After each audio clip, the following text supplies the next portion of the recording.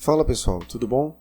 Aqui é o Felipe da Economize e hoje a gente vai fazer uma análise do resultado do segundo trimestre do Itaú, de código ITUB3 e ITUB4, mas que também serve como análise útil para a Itaúsa, de código ITSA3 e ITSA4. Antes de tudo, eu queria pedir a sua inscrição, o gostei, o comentário e, se possível, o compartilhamento, que isso ajuda bastante no nosso trabalho. Como de costume, vamos começar com a revisão rápida de alguns dos resultados dos últimos trimestres e depois a gente pula para as expectativas do mercado e para, de fato, o resultado do segundo trimestre de 2020. No primeiro trimestre de 2020, já houve um impacto negativo. Entre as causas do impacto estiveram as novas regras para o cheque especial, a queda na taxa de juros e o aumento na alíquota do imposto de renda e na contribuição sobre o lucro líquido, que nessa medida evoluem juntos de 40% para 45%. Além desses, que são bem fáceis de entender por que impactam negativamente,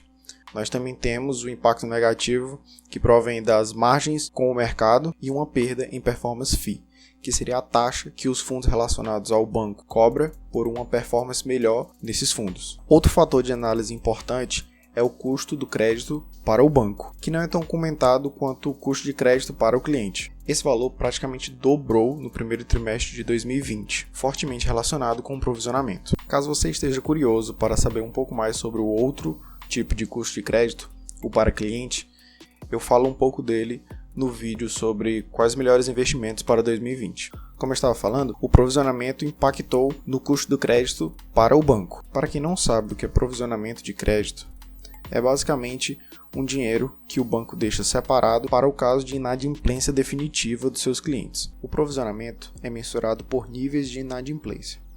Por exemplo, se 10 devedores não pagarem em 6 meses, provavelmente 2 deles não irão pagar nunca. Sendo assim, vamos provisionar, segurar, recurso para suprir essa perda. Caso os mesmos 10 não paguem por 1 ano, provavelmente 6 deles não irão pagar nunca. Agora, provisiona-se para esses 6. Esses números foram apenas para simplificar, mas você pode conferir melhor as regras de provisionamento na resolução número 2682 do Banco Central. O provisionamento é uma medida preventiva, mas naturalmente é de se esperar que o banco não deseje ter que fazer isso, assim como a última medida que impactou negativamente, que eu vou falar aqui, que no caso seria o aumento do prazo de carência. O Itaú aumentou os prazos de carência para pessoa física e jurídica, postergando a amortização para os devedores. Bom para os devedores e para as chances do banco receber esse dinheiro, mas ruim para o balanço financeiro do banco. E para finalizar, tivemos alguns pontos que fortaleceram o Itaú, como a originação de crédito, que no caso seria principalmente em virtude de empresas que pediram crédito para passar de uma maneira mais folgada da crise. E também o que chamamos nas finanças de flight to quality, que seria a migração de muitos clientes para títulos com maior segurança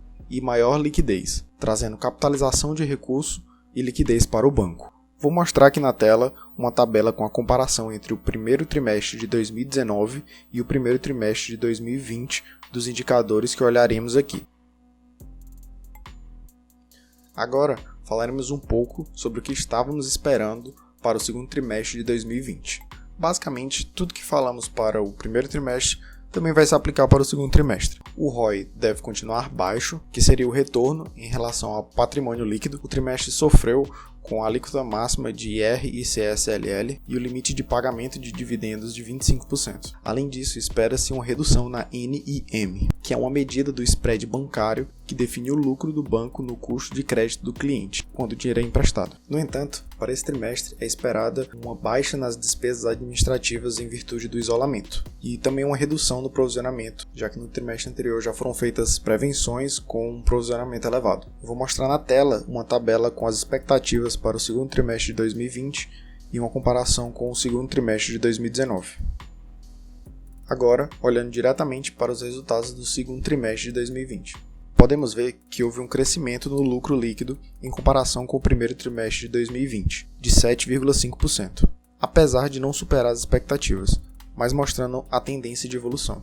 O mesmo para o ROI, que veio melhor que o trimestre anterior, mas um pouco abaixo das expectativas.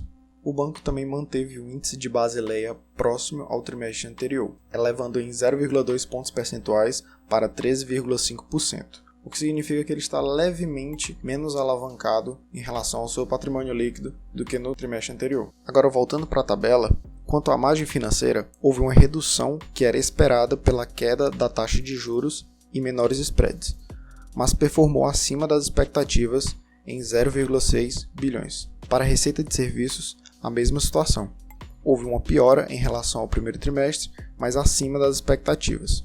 A piora esperada é em virtude da redução nas atividades econômicas durante o período de isolamento e, como falamos anteriormente, a performance fee. Já em relação ao provisionamento, houve uma redução de 30% em virtude do alto provisionamento já realizado no trimestre anterior, o que já era esperado e resultou em uma redução de 23% no custo do crédito. A estratégia envolvendo o provisionamento trouxe solidez para atravessar a crise, mas o problema de inadimplência sofrido por bancos no geral deve durar até o fim do ano ou começo do ano que vem. Sendo assim, podemos ver períodos de provisionamento maior mais vezes, já que muitos dos recém-devedores podem entrar em uma configuração de muitos meses de inadimplência, todos ao mesmo tempo, em virtude da crise, trazendo uma necessidade de provisionar muito grande, que pode atrapalhar a liquidez e o capital de giro do banco. Bom pessoal, eu agradeço a atenção de vocês e espero ter ajudado com essa análise.